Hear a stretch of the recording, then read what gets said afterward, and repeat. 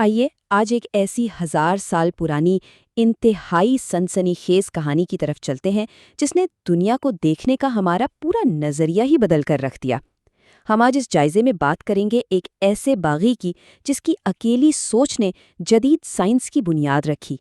आखिर ये साइंसी तरीक़ेकार शुरू कहाँ से हुआ? चलिए सीधे इस कहानी में उतरते हैं। हिस्सा पहला, सवाल पूछने वाला साइंसदान और तहकीक का आगाज। इस सफ़र का आगाज़ होता है इराक के शहर बसरा से, जहाँ एक नौजवान हसन इब्ने इलाहीसम, जिनका जहन हर वक्त नत नए ख्यालात और सवालात से भरा रहता था। ज़रा इन सवालात पे गौर कीजिए। आसमान नीला क्यों है? पानी में चीज़ें टेढ़ी क्यों दिखती हैं? ये बिल्कुल आम से लगने वाले मगर मुसलसल और मुतजस्सिस सवालात थे जो वो रोज़ाना अपने इर्द गिर्द के माहौल को देखकर खुद से किया करते थे। यहीं से उनके मुतजस्सिस ज़हन का पता चलता है। अब यहाँ इस वक्त के माशरे और इब्न अल-हैसम की सोच का एक बहुत बड़ा और वाज़ेह तज़ाद देखिए। इस दौर में कदीम यूनानियों का ये नज़रिया था कि भई सच्चाई सिर्फ खालिस मंतिक, बहसो मुबाहसे और पुरानी किताबों को पढ़ने से ही मिल सकती है। लोग आंखें बंद करके बस इन किताबों पर भरोसा कर लेते थे। लेकिन इसके बिल्कुल बरक्स इब्न अल-हैसम का पुख्ता यकीन था कि नहीं, ऐसे नहीं। सच्चाई तक पहुंचने के लिए अमली तजुर्बा और नाकाबिले तरदीद तबई सबूत बिल्कुल ज़रूरी हैं। और यही वो सोच थी जिसने एक बड़े टकराव की बुनियाद रखी। हिस्सा दूसरा, पागलपन का ड्रामा और बका की हिकमत अमली। इब्न अल-हैथम की ये बाग़ियाना हर बात की तह तक जाने की आदत बहुत जल्द उन्हें एक इंतहाई ख़तरनाक सूरत हाल में ले गई।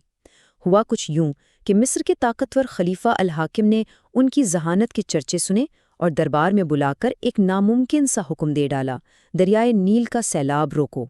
ज़रा तसव्वुर करें, आज से 1000 साल पहले जब कोई जदीद टेक्नोलॉजी नहीं थी, एक बिखरे हुए दरिया के सैलाब को रोकना किस कदर नामुमकिन काम था।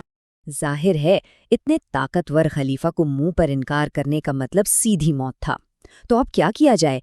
इब्न अल-हैसम ने अपनी जान बचाने के लिए कमाल की बल्कि हैरान कुन हिकमत अमली अपनाई। उन्होंने हिसाब लगाकर देख लिया था कि ये प्रोजेक्ट तो किसी सूरत मुकम्मल नहीं हो सकता, इसलिए फांसी से बचने के लिए उन्होंने बाकायदा पागलपन का ड्रामा रचाया। नतीजे के तौर पर खलीफा ने इन्हें उनके ही घर में कड़ी नज़रबंद कर दिया। और सच्ची बात तो ये है कि यही नज़रबंदी, यही तन्हाई उनके लिए कुदरत की एक ज़बरदस्त नेमत साबित हुई। उन्हें सुकून से पढ़ने, सोचने और तजर्बात करने का भरपूर मौका मिल गया। हिस्सा तीसरा, आंखों और रोशनी का राज और एक बड़ी गलतफहमी का खात्मा। इसी लंबी नज़रबंदी के दौरान उन्होंने इस दौर की सबसे बड़ी साइंसी गलतफहमी को जड़ से उखाड़ने का फैसला किया। उस वक्त के बड़े बड़े दानिश्वर ये मानते थे कि हमारी आंखों से रोशनी की शुआएं निकलती हैं जो चीज़ों से टकरा कर हमें वो चीज़ें दिखाती हैं। लेकिन इब्न अल-हैसम ने रोज़मर्रा के बिल्कुल आम से मुशाहिदात के ज़रिए इस अफसाने के टुकड़े टुकड़े कर दिए। उनका सवाल बहुत सादा था। अगर रोशनी वाकई आंखों से निकलती है तो तेज सूरज की तरफ देखने से हमारी आंखों में शदीद दर्द क्यों होता है? अंधेरे कमरे से निकलकर हमारी आंखें क्यों चौंधिया जाती हैं? इन सीधे साधे लेकिन ठोस मुशाहिदात ने ये लाजवाब साबित कर दिया कि रोशनी आंखों से हरगिज़ नहीं निकलती। अब ये तो साबित हो गया कि रोशनी आंखों से नहीं निकलती, लेकिन ये दिखाने के लिए कि रोशनी दरअसल बाहर मौजूद चीज़ों से टकराकर हमारी आंखों के अंदर दाखिल होती है, उन्होंने एक शानदार तजुर्बा डिज़ाइन किया जिसे आज हम कैमरा ऑब्ज्यूकुरा या फिर तारीख खाना के नाम से जानते हैं। उन्होंने क्या किया? एक मुकम्मल तौर पर बंद घप अंधेरा कमरा लिया, उसकी एक बैरूनी दीवार में सुई की नोक के बराबर एक बिल्कुल बारीक सा सुराख किया और फिर बाहर एक कतार में 3 मोमबत्तियां जलाकर रख दी। ये तजुर्बा वाकई सादगी और गहराई का एक बेहतरीन इम्तिजाज था। और इस तजुर्बे के जो नताइज निकले वो वाकई हैरान कुन थे। अंधेरे कमरे के अंदर बिल्कुल पिछली दीवार पर इन तीनों मोमबत्तियों का उल्टा अक्स साफ नजर आ रहा था। और सबसे मज़े की बात, जब उन्होंने बाहर से किसी एक मोमबत्ती को रोका या बुझाया तो अंदर दीवार पर सिर्फ उसी मोमबत्ती का अक्स फौरन गायब हो गया। मोमबत्तियों और एक छोटे से सुराख की इस शानदार अमली मश्क ने फिजिकली यानी तबई तौर पर यह साबित कर दिया कि रोशनी बैरूनी दुनिया से बिल्कुल सीधी लकीरों में सफ़र करते हुए हमारी आंखों तक पहुंचती है। हिस्सा चौथा, साइंसी तरीकाकार जो जदीद साइंस की बुनियाद बना। یہاں جو بات سب سے زیادہ غیر معمولی ہے نا، وہ یہ ہے کہ روشنی کے صرف اس ایک تجربے نے مسائل کو حل کرنے کے اس پورے منظم ڈھانچے کو جنم دیا جسے ہم آج تک استعمال کرتے ہیں۔ اس کے 6 اہم مراحل ہیں، ذرا غور کیجیے۔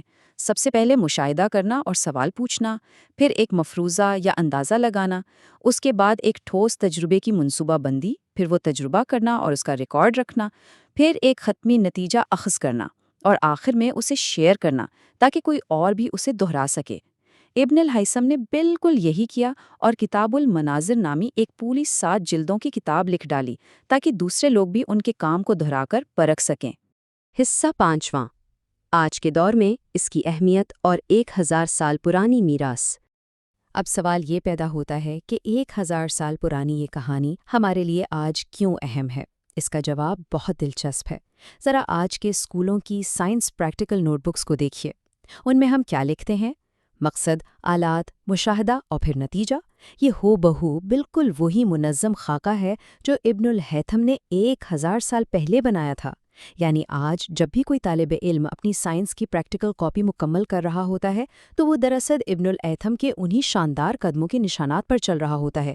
کیا یہ حیرت انگیز نہیں ہے؟ ان کی اس شاندار میراث کو دیکھتے ہوئے ان کے کہے گئے کچھ طاقتور الفاظ ہمیں ہمیشہ یاد رکھنے چاہیے۔ وہ کہتے تھے، سچائی کی تلاش کرنے والے کا فرض ہے کہ وہ ہر چیز پر شک کرے اور ثبوت مانگے۔ یہ کتنی گہری بات ہے۔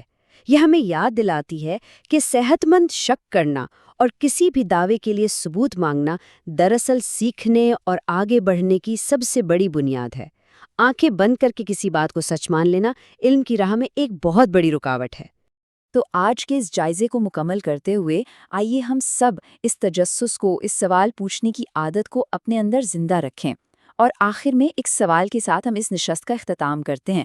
ذرا سوچئے گا ضرور، اگلی بار جب کوئی یہ دعویٰ کرے کہ بس یہی حتمی سچ ہے تو اس حقیقت کو پرکھنے کے لیے وہ سب سے پہلا سوال کیا ہونا چاہیے جو ہمیں پوچھنا چاہیے؟